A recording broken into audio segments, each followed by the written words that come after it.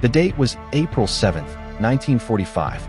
At 25,000 feet over the sacred waters of Tokyo Bay, the air was thin and cold enough to freeze exposed skin. In the cramped cockpit of his Mitsubishi A6M50, Lieutenant Saburo Sakai, a living relic of a once-invincible Air Force, felt a tremor of disbelief that had nothing to do with engine vibration. He pressed his single good eye against the rubber eyepiece of his gun sight, his breath fogging the glass. The Hyaltari contrails he saw did not belong to the massive, predictable formations of B-29 superfortresses. These were smaller, more agile, and they moved with a predatory grace he had never seen. Single-engine fighters, dozens of them. A cold knot tightened in his stomach. This was not just an attack. It was a violation of a fundamental truth he had been taught for 3 long years. The vast, empty expanse of the Pacific Ocean was Japan's divine shield. The distances were mathematically impossible for enemy fighters. Their home islands were a sanctuary. Yet, as he watched the sleek, silver shapes circle high above the capital, their bubble canopies glinting like malevolent jewels in the sun, he understood with chilling clarity that every assurance, every strategic calculation, had been a catastrophic lie. The shield was not just cracked, it had been utterly obliterated. This moment of aerial shock and awe was not born in the skies, but forged in the hellish crucible of a distant, volcanic island. Iwo Jima, a mere 8 square miles of black sand and despair, was the linchpin. Its capture was not merely a tactical objective, it was a brutal, mathematical necessity. The number 750 was seared into the mind of every American planner, 750 statute miles from Iwo Jima's airfields to the heart of Tokyo. The battle for this wretched rock was a 36-day slaughterhouse, a close-quarters nightmare where 21,000 Japanese defenders chose death over surrender, and the United States Marine Corps paid for every square foot of its blasted landscape in blood. But even as the echoes of gunfire still reverberated through the caves of Mount Suribachi, even as medics tended to the wounded in the sulphurous air, American bulldozers were already at work. They were not just clearing rubble. They were building a springboard for an audacious, unprecedented form of warfare. They were carving out the runway from which the impossible would be launched. The instrument of this impossibility was the North American P-51 Mustang. To call it merely a fighter plane is to call a samurai sword merely a piece of metal. It was a perfect fusion of American aerodynamic genius and raw power.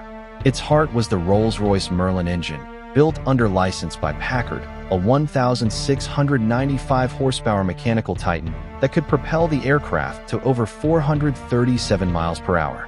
Its wings, with their revolutionary laminar flow design, sliced through the air with minimal resistance. But its true soul, the feature that transformed it from a superb dogfighter into a war-winning strategic weapon, was its range. The Mustang was a glutton for fuel, but American engineering gave it a solution that bordered on alchemy: the disposable drop tank. Made of pressed paper or cheap aluminum, these 110-gallon tanks hung beneath the wings, feeding the thirsty Merlin on its long journey. For a mere $15 apiece, these expendable containers extended the Mustang's reach to a staggering 1,600 miles. Just enough to fly from Iwo Jima to Tokyo, fight a fierce battle, and have a prayer of making it back. It was a logistical masterstroke that Japan, with its crippled industry and scarce resources, could never hope to match. The men tasked with wielding this weapon were the pilots of the 7th Fighter Command, the Sunsetters. They were mostly boys in their early 20s, but on Iwo Jima, they aged years and weeks. Their new home was a desolate, ash-choked inferno. They lived in tents, their sleep punctuated by the crack of sniper fire and the thud of grenades as Marines rooted out the last fanatical holdouts.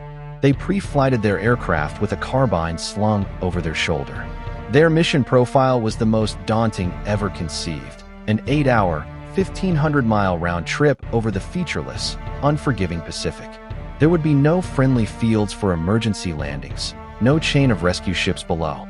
It was a simple, brutal equation: make it back to the jagged, black runway of Iwo Jima, or vanish forever into the world's largest ocean. They trained for this by flying shorter missions, learning the art of hypermileage, the delicate life-or-death dance of throttle management, propeller pitch, and mixture control. A single, aggressive maneuver could burn precious fuel needed for the return leg. Theirs was a war fought not just against the enemy, but against physics itself. The briefing for the first mission on the evening of April 6th was charged with a palpable tension.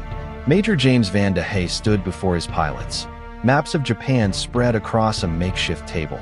His words were direct, stripped of all glamour. "Gentlemen, tomorrow we make history," he began, his voice cutting through the nervous silence. The route was a stark line drawn across a vast, empty blue chart. Fly north-northwest for 3 hours. Rendezvous with the B-29s of the 73rd Bomb Wing here, just south of Tokyo. Engage enemy fighters. Protect the bombers. Then, the most critical part, the return. The briefing officers were brutally honest. If your engine sputters, if you get lost, if you misjudge your fuel, the ocean is your landing field. We will try to find you, but do not bet your lives on it. Your life depends on the fuel gauge. Conserve it like it is the air in your lungs. Dawn on April 7th broke clear and cold.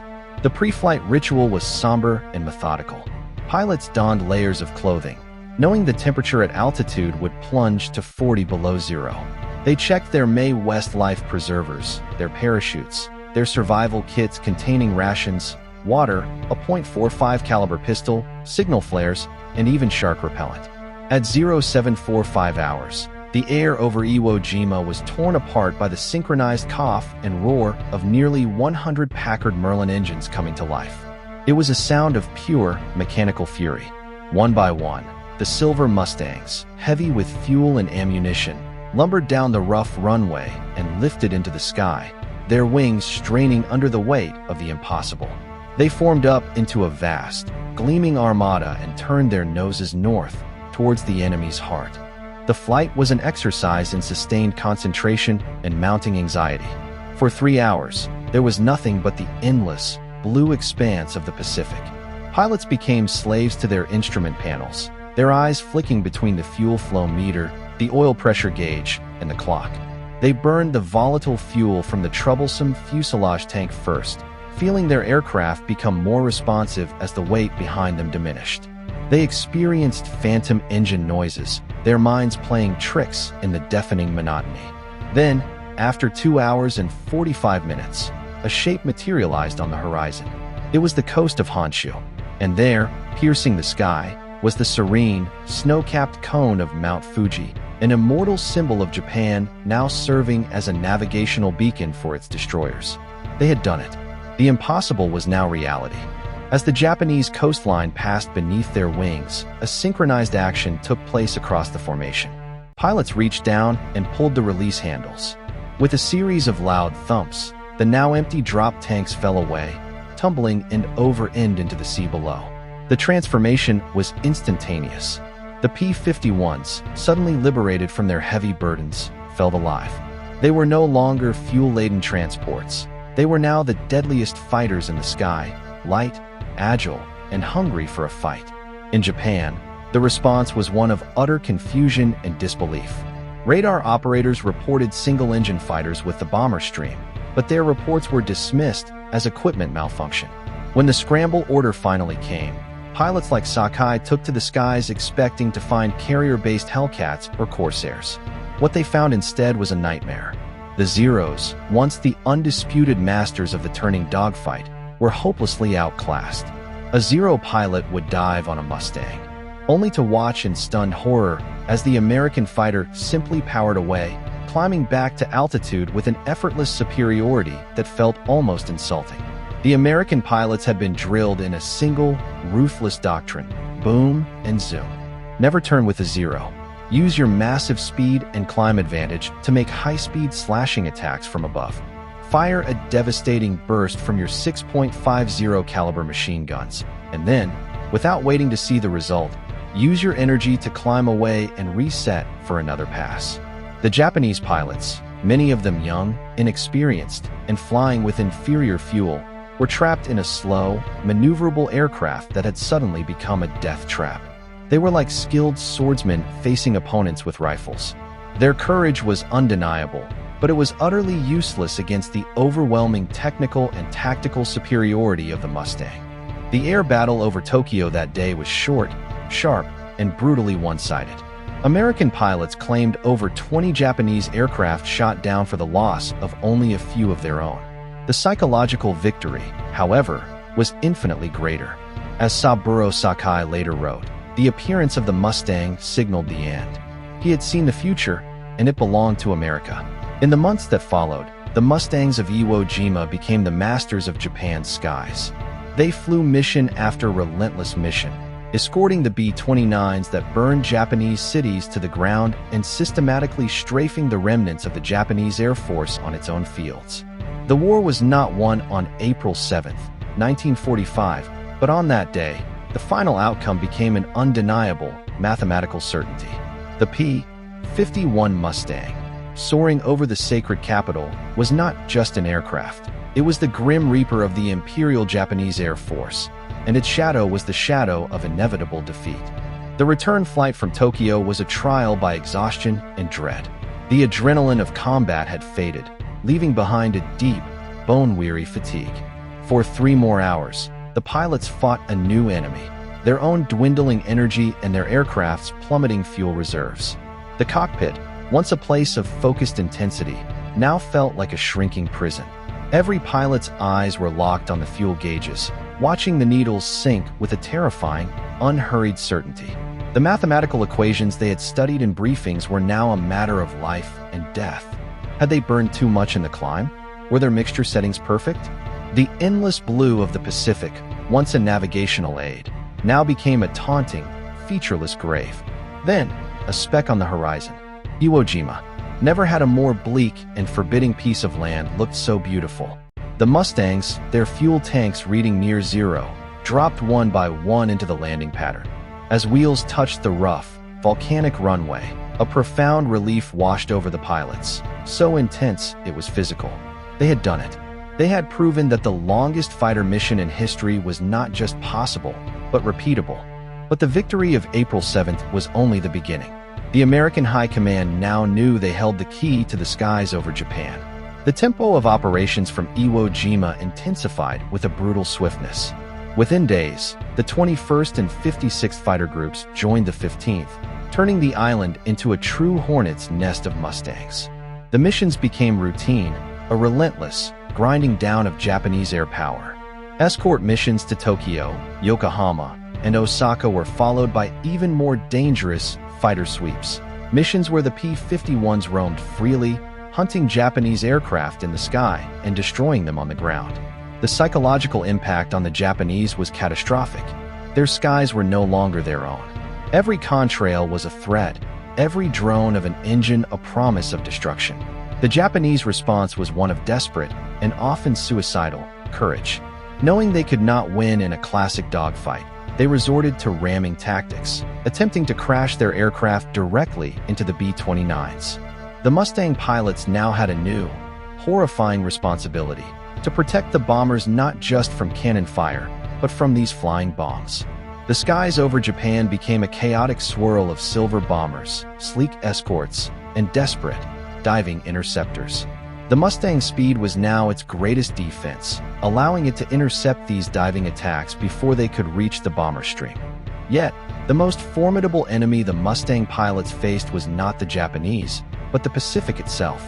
On June 1, 1945, a mission to Osaka encountered a weather front of biblical proportions. What was forecast as scattered clouds became a solid wall of thunderstorms stretching from the sea to 30,000 feet. The formation, flying blind in extreme turbulence, was torn apart.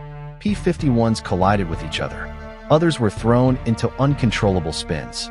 Pilots, completely disoriented, flew in random directions until their fuel was exhausted. That day, known forever as Black Friday, saw 27 Mustangs lost and 24 pilots killed, not a single one to enemy fire. It was a stark, terrible reminder that for all its technological marvel, the P-51 was still a tiny speck of aluminum at the mercy of an unforgiving ocean. Despite such losses, the strategic noose tightened. By July 1945, Japanese air resistance had markedly declined. Their fuel was almost gone. Their experienced pilots were dead. Their aircraft sat on broken-down airfields, camouflaged and helpless, only to be systematically destroyed by Mustangs streaking low over the treetops, their .50 caliber guns setting everything ablaze. The P-51s had transitioned from masters of the air to lords of the ground, eliminating Japan's ability to rebuild its air force for a final, decisive battle. When the war ended in August 1945, the Mustangs of Iwo Jima had written one of the most remarkable chapters in aviation history. They had flown the impossible mission and made it routine. They had turned the world's greatest ocean from a barrier into a highway. They had not just achieved air superiority, they had established absolute air dominance. The P-51's appearance over Tokyo on that clear April day was the beginning of the end.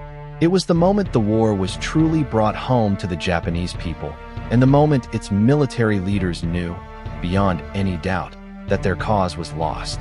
The long-range Mustang was more than a plane. It was the embodiment of American industrial might, technical ingenuity, and the unyielding courage of the young men who flew it to the very edge of the possible and beyond. The success of the long-range missions created a new, grim reality for the Japanese high command. Every calculation had been upended. Their cities, their industries, and their very morale were now exposed to a threat they had believed impossible. The American strategy evolved with chilling efficiency. The P-51s were no longer just escorts, they became hunters. Missions were now designed with the specific intent of luring the remaining Japanese fighters into the sky to be systematically eliminated.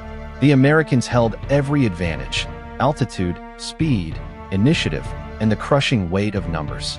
A Japanese pilot taking off was now making a calculated sacrifice, not mounting a credible defense. The psychological warfare was as potent as the physical destruction. For the Japanese civilian population, the sight of the sleek, silver Mustangs circling high above, unopposed, was a daily demonstration of their nation's helplessness. The carefully constructed myth of imperial invincibility evaporated under the contrails of American aircraft. The constant air raid sirens, the relentless drone of engines, the knowledge that death could fall from the sky at any moment. This relentless pressure frayed the nerves of a population already stretched to its breaking point by shortages and hardship. The home front was now the front line. For the American pilots, the war took on a surreal quality. They would take off from a primitive, hostile island, fly for hours over empty ocean, and then find themselves in a world of stunning beauty and terrible violence. They saw the perfect cone of Mount Fuji, the intricate patterns of rice paddies, the dense architecture of ancient cities, and then they would watch those same cities burn beneath them, the smoke rising in thick, black columns to greet them. They were both tourists and executioners, witnessing the grandeur of Japan even as they participated in its destruction. The human cost on both sides was staggering. While American losses from enemy action were relatively low, the operational toll was relentless.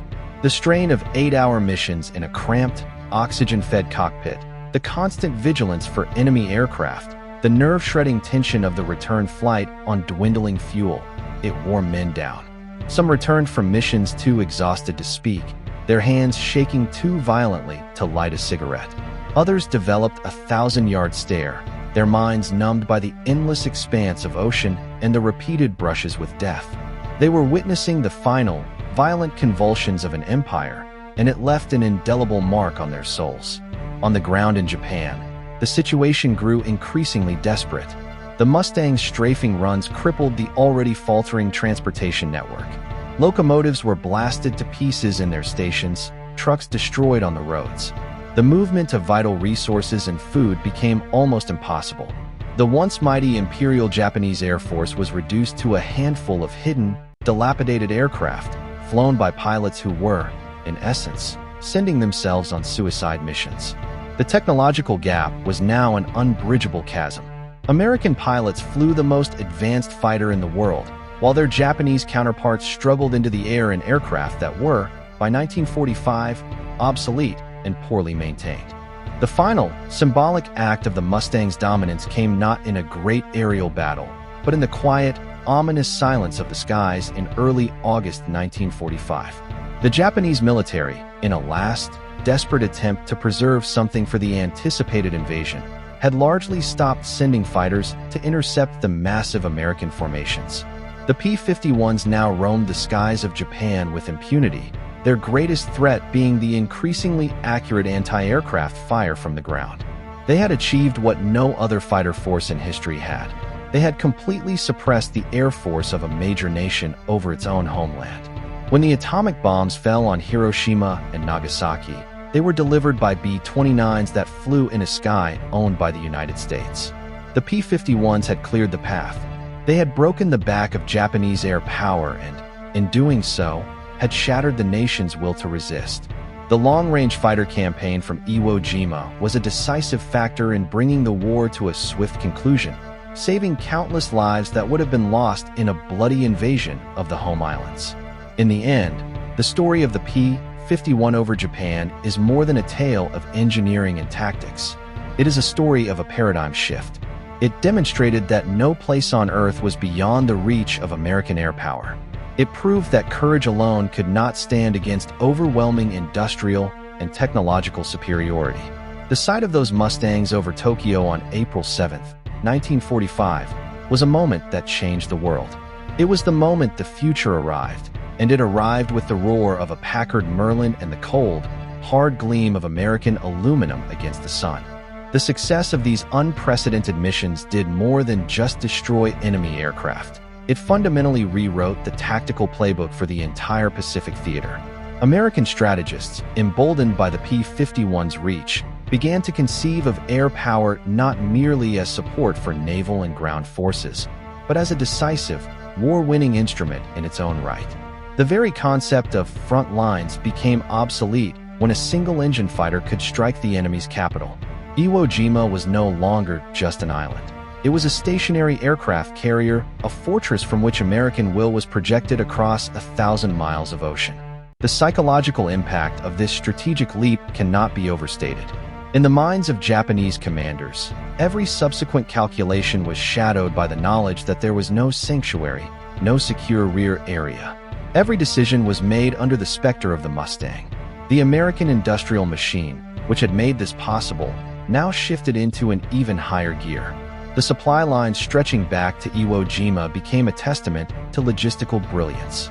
Ships laden with 100-octane fuel, high-quality lubricants, spare Packard Merlin engines, and crates of .50 caliber ammunition ran a gauntlet of submarines and unpredictable weather to keep the Sunsetters flying. On the island itself, ground crews performed miracles of maintenance in the open air, their hands black with grease and oil, working 18-hour shifts to ensure that every possible Mustang was serviceable for the next day's mission. The readiness rates they maintained under such primitive and dangerous conditions were a victory in themselves, a quiet, unheralded triumph of American ingenuity and determination that was every bit as crucial as the exploits of the pilots they supported. For the Japanese, the relentless pressure created an impossible dilemma. Do they commit their dwindling reserves of fuel and their last experienced pilots to a battle of attrition they were guaranteed to lose? Or do they conserve this strength for the anticipated invasion, leaving their cities and people undefended from the air? This paralyzing strategic quandary ripped at the heart of their command structure. The choice was between a slow, certain death from the air or a rapid, fiery death in a final defense of the homeland. There was no good answer. The Mustang had not just defeated them in the air, it had trapped them in an inescapable strategic checkmate. The personal stories that emerged from this campaign were etched with both extraordinary heroism and profound tragedy. There was the pilot who, after a fierce dogfight, left his aircraft riddled with holes and his oxygen system destroyed, flew back to Iwo Jima, holding his breath at high altitude, swooping down periodically to gasp a few breaths of thicker air, his vision spotting from hypoxia. There were the rescue stories of Dumbo, PBY Catalinus, and lifeguard submarines bravely venturing deep into enemy-controlled waters to pluck down pilots from the sea, sometimes under fire from Japanese coastal batteries. And there were the silent losses, the men who simply vanished, alone, fading radio call, a last known position over an empty grid square on a map, and then nothing. The Pacific swallowed them without a trace, leaving behind only a name on a manifest and a haunting question for their comrades. As summer turned towards August, the character of the missions changed once more. With aerial opposition nearly extinct, the P-51s became instruments of pure, systematic destruction. They flew at treetop level, their 6 machine guns unleashing hell on anything that moved: locomotives, factories, power stations, and aircraft hidden under camouflage nets. These low-level strafing runs were arguably the most dangerous missions of all, exposing the pilots to a storm of small arms and anti-aircraft fire from every soldier and civilian on the ground. The risk was immense, but the payoff was the final, systematic dismantling of Japan's ability to wage war. When the Enola Gay took off for Hiroshima on August 6th, it did so in a sky that the P-51s had pacified. The atomic bomb was the knockout blow, but it was the conventional air campaign, the relentless, day-after-day pounding by the B-29s and their Mustang Guardians, that had brought Japan to its knees. The P-51's war was not just about dogfights. It was about creating the conditions for the war's final, shocking act. It had established a level of air supremacy so complete that it made the unthinkable possible. In the final analysis, the legacy of the P-51 Mustangs campaign from Iwo Jima is a timeless lesson in the nature of modern warfare. It demonstrated that technological superiority, when combined with industrial capacity, innovative doctrine, and the courage of individual soldiers, is an unstoppable force. The Japanese Zero, a symbol of an earlier, more agile era, was ultimately crushed not by a better pilot, but by a better system.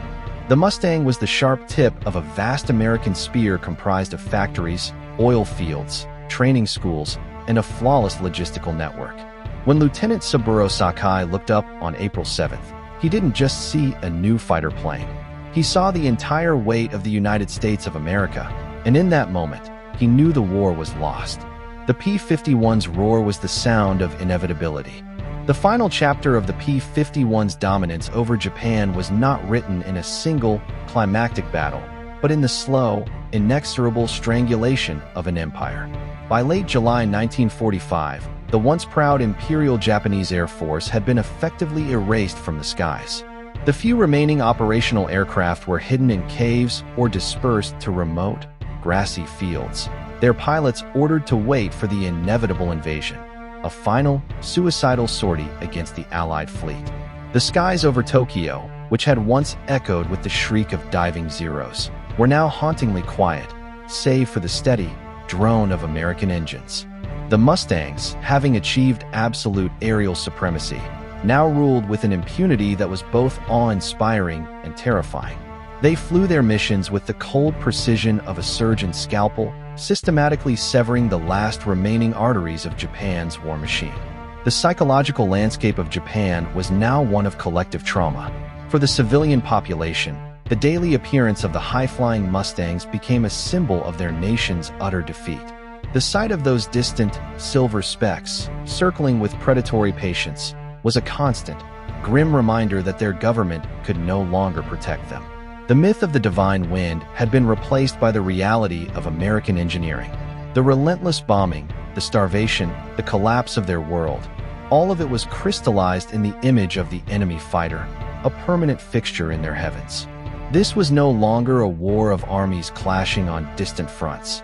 This was the humiliation of a culture, the shattering of a national psyche, and the Mustang was the gleaming, merciless instrument of that shattering. For the young American pilots, this period of unchallenged dominance brought its own unique form of psychological strain. The immediate life-or-death thrill of aerial combat was replaced by a more monotonous, yet equally dangerous, routine of long-range patrol and ground attack. The fear of the unknown Japanese ace was gone, but it was replaced by the ever-present, calculating fear of a lone mechanical failure over a hostile sea, or a single, lucky shell from a hidden anti-aircraft gun during a low-level strafing run. They were now the masters of a conquered sky, but their kingdom was a vast, lonely, and unforgiving one. They had become the long, sharp claw of the American eagle, and they were tasked with holding down a nation until it surrendered. The final, symbolic act of the Mustangs' war occurred not in the air, but on the ground, in the days following the atomic blasts.